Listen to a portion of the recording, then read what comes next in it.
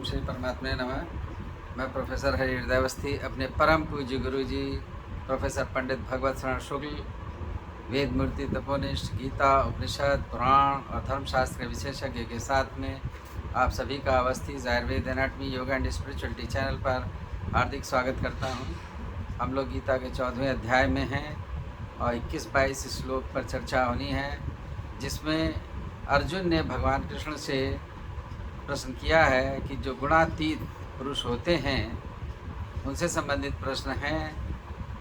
तो उस प्रश्न और उसका उत्तर गुरुजी सरल भाषा में हम लोग को सिखाएंगे, बताएंगे। तो उसके लिए हम चलते हैं गुरुजी की ओर। त्वमेव माता च पिता त्वमेव बन्धुश्च सखा त्वमेव विद्या द्रविड़ं त्वमेव सर्वं मम देव। कृष्णाय वासुदेवाय हरे परमात्मने तापत्रय विनाशाय श्री कृष्णाय वयं नमः। इस चैनल से संबद्ध सभी विद्वद्गण, सभी जिज्ञासु छात्रवृंद, सहृदय सज्जनगण एवं इस चैनल के संस्थापक तथा प्रबंधक आचार्य हरि हृदय अवस्थी जी, आप सबका इस गीता ज्ञान यज्ञ में स्वागत है। पूर्व दिन की चर्चा में भगवान ने कहा था, गुणान एतान अतीत्य त्रीन देहि समुद्भवान जन्म मृत्यु जरा दुखै वियुक्तो मृतपश्यते। इन तीनों गुणों को जो देह के समुद्भव में कारण रूप हैं, उनको जो पार कर लेता है वही जन्म मृत्यु वृद्धावस्था दुख आदि से विमुक्त होकर के मोक्ष को प्राप्त कर सकता है। अर्जुन ने जब ये सुना तो अर्जुन को ये जिज्ञासा हुई कि व्यक्ति इन गुणों को कैसे पार कर सकता है, कैसे उनसे ऊपर जा सकता है, क्या अवस्था करनी होगी, कौन से उपाय करने होंगे कि व्यक्ति इन तीनों गुणों को पार करके और उसके आगे बढ़ जाए। अर्जुन उवाच कैर्लिंगैस्त्रीन् गुणान् एतान् अतीतो भवति प्रभो किमाचारा कथं चैतास्त्रीन् गुणान् नति वर्तते। ये सत्व रजतम तीनों गुणों को, तीनों के लक्षणों को, तीनों के स्वरूपों को, तीनों के जो है कार्य को सबको भगवान ने बतलाया और अनंतर में कहा कि इन तीनों गुणों को पार करने के बाद ही व्यक्ति जन्म मृत्यु जरा दुख से मुक्त होकर के और मोक्ष को प्राप्त कर सकता है। तो आवश्यकता है कि इन तीन गुणों को पार कैसे किया जाए, और इन तीन गुणों के से अपने को पार करने वाले जो पुरुष हैं उनकी भी योग्यता होनी चाहिए जो पार करेंगे। उस योग्यता के लक्षण कौन कौन से हैं कि ऐसा ही व्यक्ति उन तीनों गुणों से पार जा सकता है, बाकी सब नहीं जा सकते। तात्पर्य क्या है इसका कि प्रत्येक कार्य के संपादन में व्यक्ति को तत्सदृश योग्यता होनी आवश्यक है। जैसे हम किसी संस्था के लिए किसी व्यक्ति का चयन करते हैं तो उसके एक निर्धारित मापदंड है, उस योग्यता को वो पूर्ण करता है और साथ साथ में साक्षात्कार में अपनी योग्यता को प्रदर्शित करता है, तब हम उसे उस संस्था विशेष में उसका प्रवेश देते हैं। तो यहाँ पर भी ये संस्था है, ये कौन सी संस्था है? ये मोक्ष प्रदान करने वाली संस्था जो मोक्ष प्रदान करती है। तो मोक्ष प्राप्ति करने की योग्यता किसकी बनती है, उसी के विषय में प्रश्न है कि त्रीन गुणान एतान अतीतः भवति यह कई लिंगई। ऐसे कौन से उपाय है, कौन सी योग्यता है, कौन सा हेतु है, कौन से चिन्ह है जिनके द्वारा व्यक्ति इन तीनों गुणों को पार कर सकता है। अगर वो योग्यता, वो लक्षण हमारे पास नहीं है तो हम उसको पार नहीं कर सकते। तो योग्यता कौन है? दूसरे, उस व्यक्ति का आचार कैसे होना चाहिए, किमाचारा, उसके आचार, उसका स्वरूप क्या होना चाहिए, उसका रहन सहन की व्यवस्था कैसे होनी चाहिए, ऐसा व्यक्ति कैसे रहता है, कैसे लोगों से व्यवहार करता है, उसकी मानसिक स्थिति कैसी होती है।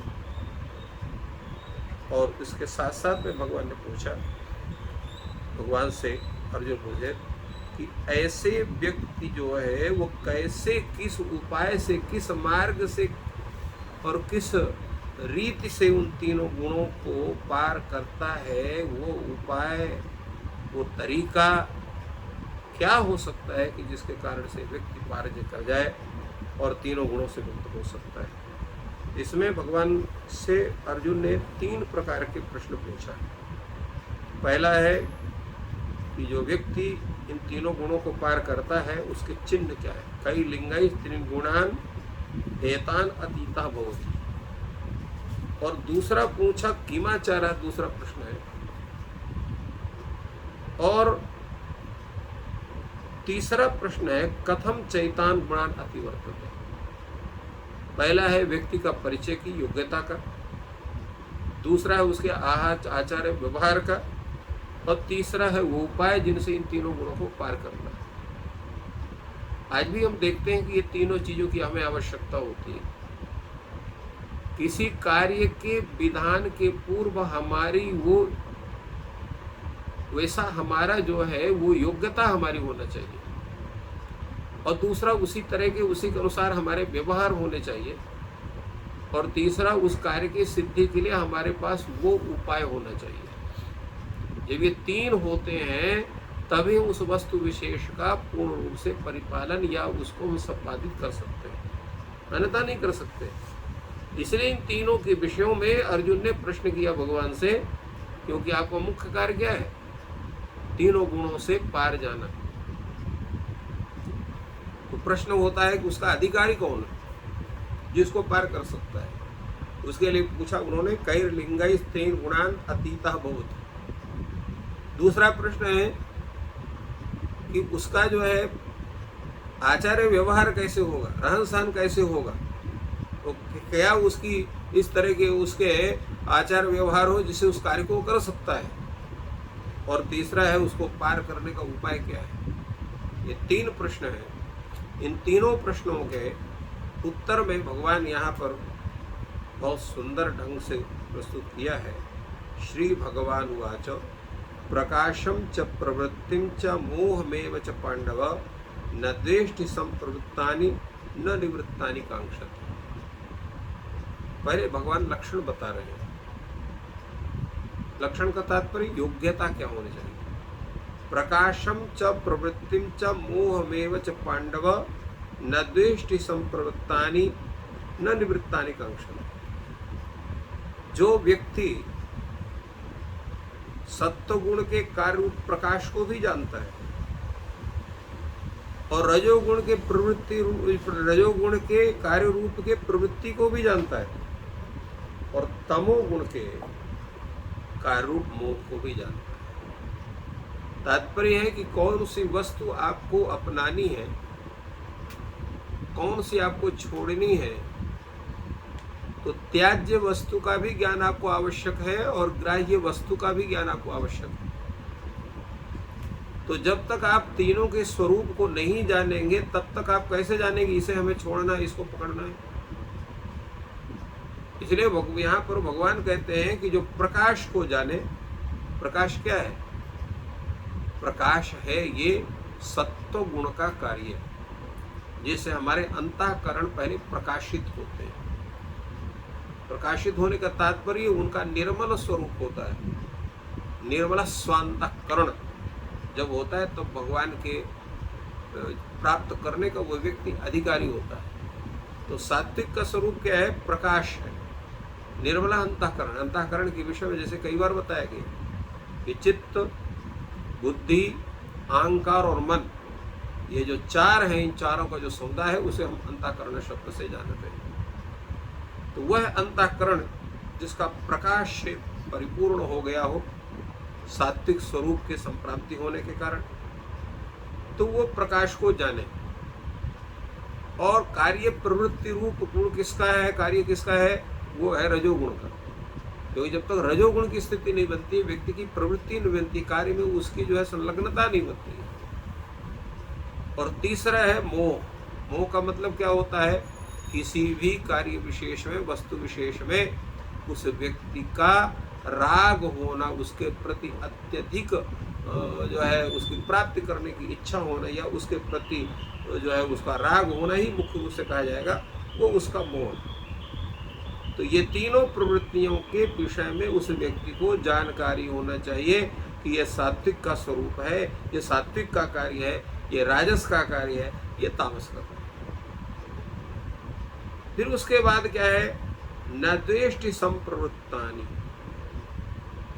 जो है प्रवृत्त होने पर भी उसे द्वेष नहीं करता है। किसी कार्य में प्रवृत्त हुआ, उस कार्य का संपादन करना उसको उसकी लाचारी है, तो उसको भी प्रसन्नता पूर्वक उस कार्य को संपादित करेगा, उसके प्रति उसका द्वेष भाव नहीं होगा। और न निवृत्तानि कांक्षति, निवृत्त होने पर उसकी आकांक्षा नहीं करता है उसको। मान ली कोई कार्य है, आपको किसी ने कहा ये कार्य आपको संपादित करना है, वो संपादित कर रहा है बड़े प्रेम से। किसी ने कहा छोड़ दीजिए इस काम को, आपको नहीं करना है, तो उसको मानकर उसको छोड़ दिया। ये नहीं कि जिस कार्य को उसने पूरा नहीं किया उसको पूरा करने के प्रति उसकी उस तरह का मोह उसको बनना चाहिए, उसकी उसका आकांक्षा होनी चाहिए, उसकी प्राप्ति की इच्छा होनी चाहिए, ये नहीं होता उसको। भगवान ने इसके द्वारा कई विषयों का हमारे समक्ष प्रकाशन किया। वो कहते हैं कि शरीर, इंद्रिय और अंतःकरण में आलस्य और जड़ता का जब अभाव हो जाए, जब व्यक्ति अपने को निर्मल समझे, पूर्ण रूप से अपने को जो है स्वस्थ समझे, अपने चेतना से, अपने जो है अंतःकरण से, और उसको ये लगे कि हम पूर्ण रूप से बहुत ही मानसिक रूप से भी स्वस्थ हैं, तो उसी को, उसी स्वस्थता को, उसको निर्मलता को, चेतनता के आह्लादकता को हम प्रकाश कहते हैं। गुणातीत जो व्यक्ति है उसके अंदर क्या है, जब प्रकाश होता है तो एकदम शांति होती है। जैसे आप कह सकते हैं ऐसी शांति जिसमें कोई हलचल नहीं है। जैसे तालाब का जल है, सरोवर का, और जब वायु बिल्कुल नहीं बहती है या बहुत मंद रूप से वायु बहती है, उसका जल एकदम शांत रहता है। किंतु अगर कहीं वायु का प्रवाह तेज हो जाता है तो अनेक प्रकार की लहरें उसमें उठती हैं। तो उस तरह से उस व्यक्ति का, जो व्यक्ति का अंतःकरण है, वो एकदम ज्ञान से भरा रहेगा और साथ साथ में शांति रहेगी, और उसको सर्वदैव प्रसन्नता उसमें होती है। ये उसका स्वरूप होता है, और कभी भी किसी वस्तु का उसको अभाव खटकता ही नहीं। ये सत्व गुण का यही मुख्य रूप से प्रकाश है, जिसको हम सत्व गुण की प्रकाश प्रवृत्ति को हम अपने अंदर प्रादुर्भूत जानते हैं। और वही स्थिति जब उसकी वो रहती है तो किसी से उसका द्वेष नहीं होता है, किसी वस्तु को उसको आकांक्षा नहीं होती है, और किसी भी भाव का प्रादुर्भाव और तिरोभाव की जीव स्थिति है वो भी एक सी रहती है। ये होता है प्रकाश के स्वरूप में, जिसकी पहले पूर्व में चर्चा की गई है। इसी प्रकार तामस गुण से जो है राजस गुण से तो हमारा प्रवृत्ति का स्वरूप होता है, उससे हमें क्या होता है, उसमें जैसे प्रवृत्ति का तात्पर्य होता है कार्य विशेष में संलग्नता। तो कर्म करने की हमारी जो स्थिति है वो सर्वदा बनी रहती है। इस कार्य को संपादित करना चाहिए, इस कार्य को संपादित करना है, इस कार्य को संपादित करना चाहिए। कार्य के संपादन में ही लगे रहना, किसी प्रकार का अंदर संतोष का अनुभव न करना, ये मुख्य बात होती है। अब ये कार्य की प्रवृत्ति होती किसके माध्यम से है? तो काम के द्वारा होती है, लोभ के द्वारा होती है, मोह के द्वारा होती है, इच्छा अनेक प्रकार की होती है, आसक्ति होती है, तो उसके कारण अनेक प्रकार के कार्य करने की हमारी स्थिति बनती है, हम कार्य उस कार्य में प्रवृत्त होते हैं। ये मुख्यतः रजोगुण के कार्य हैं। किंतु जो गुणातीत व्यक्ति है उसके अंदर ये स्थितियां नहीं होती। तो कर्मों का आरंभ गुणातीत के शरीर में इंद्रियों के द्वारा होता है और वो प्रवृत्ति भी उसकी बनती है, किंतु उसमें उसका राग द्वेष नहीं होता है। तात्पर्य है कि जैसे आप कहीं जा रहे हैं, मार्ग में अनेक व्यक्ति मिलते हैं, अनेक जो है भवन आदि का दर्शन होता है, या जो है अगर कहीं ऐसा है सामान्य मार्ग है तो वहाँ पर कृषि भूमि के दर्शन होते हैं या पेड़ पौधे का दर्शन होते हैं। तो आप निष्प्रिय भाव से आप सीधे मार्ग में चले जा रहे हैं, आप किसी को पहचानते नहीं हैं, ना उसकी जानने की आपकी इच्छा होती है, बस आप चलते जाते हैं। उसी तरह से कार्य संपादन करने वाला जो सात्विक व्यक्ति है, कार्य को करता हुआ भी वह व्यक्ति उसमें किसी के प्रति उसका लगाव नहीं होता है। यही एक गुणातीत व्यक्ति का स्वरूप होता है। तो वो भगवान ने यहाँ पर इस गुणातीत शब्द में प्रवृत्ति को साथ लेकर प्रवृत्ति और निवृत्ति का जो स्वरूप है उसको भगवान ने यहाँ बताया। इसी प्रकार मोह का जो है अंतःकरण में जब हमारा तामस का प्रभाव होगा तो मोह वृत्ति होगी, मनुष्य को तंद्रा होगा, स्वप्न होगा, सुषुप्ति की अवस्थाएं प्राप्त होंगी। शरीर है, इंद्रिय अंतःकरण में सत्व गुण के न होने के कारण प्रकाश का अभाव होगा, और यही प्रकाश का अभाव, अज्ञान और प्रमाद का होना, यही मोह है और यही जो है तमोगुण के कार्य है।